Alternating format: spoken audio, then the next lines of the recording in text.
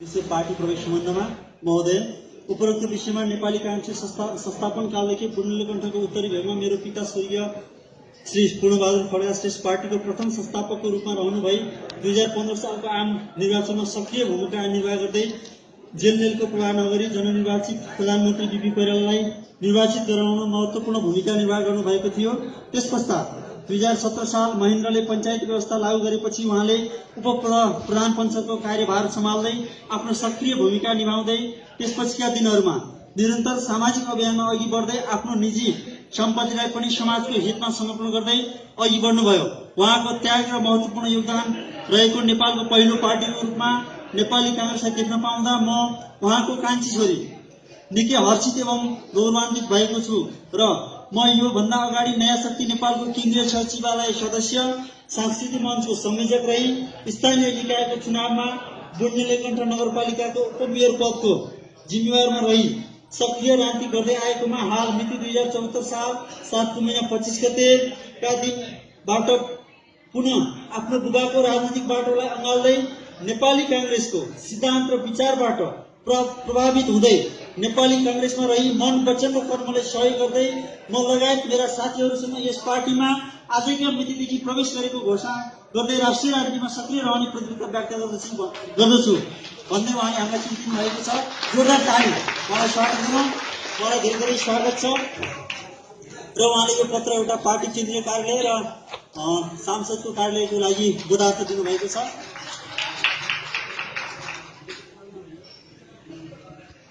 उहाँलाई आफ्नो महत्त्वपूर्ण भनाइ राखिदिनको लागि म हार्दिक अनुरोध गर्दछु। अनिता श्रेष्ठज्यू।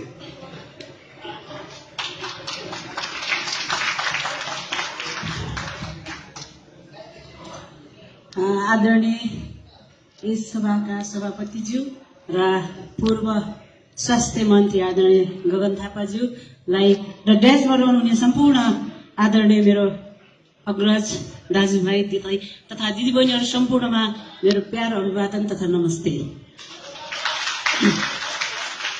यो अभियान मेरो बाबाको कालदेखि मैले नेपाली कांग्रेसका कुराहरू गरेका विकासका कार्यहरू तीव्र रूपमा मेरो बाबाबाट प्रभावित भएको थिए। तर विगत केही समय म कुनै पनि पार्टीमा आबद्ध थिएन। तर भूकम्पपछि पश्चाताप म धेरै सामाजिक कार्यक्रम गरेर र म समाजमा एउटा गायिकाको रूपमा स्थापित भएर आएको छु। मेरो नाम अनिता श्रेष्ठ हो र पछि गएर जब भूकम्पले सिकाए कि एउटा चाहिँ कुनै पनि पार्टीमा आबद्ध हुनु पर्ने रहेछ भन्ने कुरा जब मलाई त्यो पाठ सिकाएपछि मैले एउटा निर्णय गरेँ कि म कुनै पार्टीमा लाग्छु, अब बाबाकै पार्टीमा जान्छु भन्ने पहल गरेको थिएँ।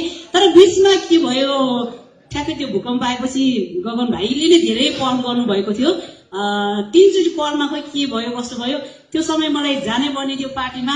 तर नयाँ शक्ति पनि भर्खर स्थापना हुँदै थियो र त्यहाँ चाहिँ म सालोपा हुँदै नयाँ शक्तिमा प्रवेश गर्ने क्रम भयो। अनि हाम्रो कांग्रेसका आदरणीय दाईहरू अलिकति ढिलाइ हुनुभयो होला सायद मलाई यो पार्टीमा अग्रसर गराउनको लागि, होइन।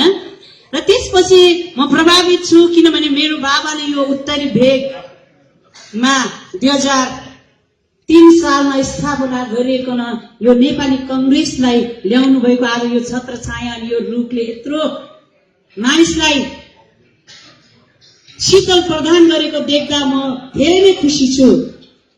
आज नेपाली कांग्रेस जब वृद्धि हुन्छ मेरो बाबाको धेरै याद आउँछ। मेरो बाबा पूर्णबहादुर श्रेष्ठ हुनुहुन्छ। कतिलाई त उत्तरी भेगको मानिसलाई थाहा छैन होला, यो पार्टी रोक्ने को त? यो पार्टी रोक्ने पूर्णबहादुर श्रेष्ठ र कृष्ण बहादुर खत्री हुनुहुन्छ। दुईजना उहाँहरू अहिले त हाम्रो साथमा हुनुहुन्न, तर उहाँहरूको योगदानहरू चाहिँ आज हामीले देखिरहेका छौँ। अनि विभिन्न सङ्घ संस्था कार्यरत रही मेरो बाबाले गरेका कार्यहरूमा म प्रभावित भएँ र नेपाली कांग्रेसलाई म हिजो पनि माया गर्थेँ, आज पनि माया गर्छु र भोलि पनि माया गर्छु। अनि विशेष धन्यवाद दिन्छु म हाम्रो गगन भाइलाई। गगन भाइको पहलमा नै म फेरि पनि नेपाली कांग्रेसमा प्रवेश गरेको छु। आजको दिन मेरो लाग्छ मलाई मेरो बाबा सायद स्वर्गमा हुनुभएको भए पनि सायद धेरै नै हर्षित हुनुहुन्छ होला, किनभने अब मेरो कान्छी छोरी आएको छ र उहाँले सोचेका अधुरा सपनाहरू नेपाली कङ्ग्रेसले पूरा गर्नेछ भन्ने मलाई प्रतिबद्धता लागेको छ। किनभने मैले धेरै कुराहरू बदन भाइसँग राखेको छु। मेरो बाबाको सोचहरू विचारहरू यो खालको छ भनेर। अब मेरो बाबाको अनिता पूर्ण फाउन्डेसन नेपाल भनेर पनि मैले ट्रस्ट खडा गरिदिएको छु अनि उहाँको चप्पली चोकमा शिलान्यास गर्नलाई तयार भएको छ। हाम्रो शिलालेख पनि बनिसकेको छ त्यहाँ पनि सालिक, त्यो पनि अब छिटै यो चुनाव पछि हुन्छ। बाबाको लागि ट्रस्ट र त्यो कार्य चाहिँ हाम्रो पार्टीले गर्नेछ भन्ने लागेको छ। र म एउटा यस कार्यक्रमबाट अनुरोध के गर्न चाहन्छु भने नेपाली कङ्ग्रेसलाई, यहाँहरूले सुन्नुभएको छ पत्रकार साथीहरूले भने पनि, जसले यो संस्था रोपेको छ उहाँलाई खोज्ने गर्नुहोस्। जुनसुकै पार्टी होस्, जुनसुकै संस्था होस्, संस्थाको त माया लाग्छ भने आज नेपाली कङ्ग्रेस भएर विश्वमा चिनाएको छ भने त्यो चिनाउने व्यक्तिलाई किन नचिनाउने, होइन? त्यसकारण गर्दा उहाँको योगदानलाई हामीले भुल्नु हुँदैन, उहाँको छत्र छायालाई हामीले भुल्नु हुँदैन। त्यसकारण गर्दा नेपाली कङ्ग्रेसको उत्तरी भेगको कार्यालयहरूमा पनि उहाँहरू दुईजना हुनुहुन्छ श्रद्धेय, उहाँहरूको फोटोहरू राखेर स्वर्गीय फलानु यति सालमा चाहिँ यो चाहिँ योगदान पुर्याएको भनेर राखेको चाहिँ म चाहन्छु। तपाईँहरूलाई कस्तो लाग्छ मेरो विचार, होइन? चाहे मेरो बाबा नभएर अरू नै भएको भए पनि राख्नुपर्छ जस्तो लाग्छ। त्यसकारण गर्दा आज नेपाली कङ्ग्रेसले यो कुराहरू बुझ्नुपर्छ अनि त्यस क्षेत्रमा उहाँहरूको नामले पनि अनि पार्टीहरूमा चाहिँ एकदम अझ पनि प्रभाव पर्छ भन्ने मलाई लाग्छ। त्यसैले धन्यवाद दिन्छु। आज विशेष मलाई यो समय दिनुभयो। यो पार्टीमा आज प्रवेश गर्ने मौकाले सायद म धेरै नै हर्षित भएको छु। आजसम्म मैले पार्टीमा 1 वर्ष नयाँ शक्तिमा रहेर उपमेयर लडेर यस क्षेत्रबाट आएको थिएँ। त्यसकारण गर्दा अब त्योभन्दा पनि बढी जिम्मेवार लिएर नेपाली कङ्ग्रेसले मलाई जिम्मेवारका साथ अगाडि बढाउँछ भन्ने आशा लिएको छु।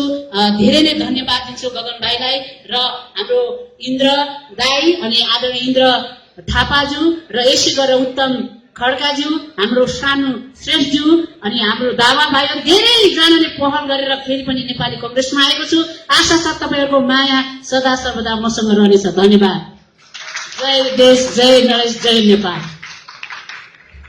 धेरै धन्यवाद अनिता श्रेष्ठज्यूलाई, उहाँले अत्यन्तै महत्त्वपूर्ण भनाइ राखेर जानुभयो। हामी निर्धारित समयभन्दा केही समय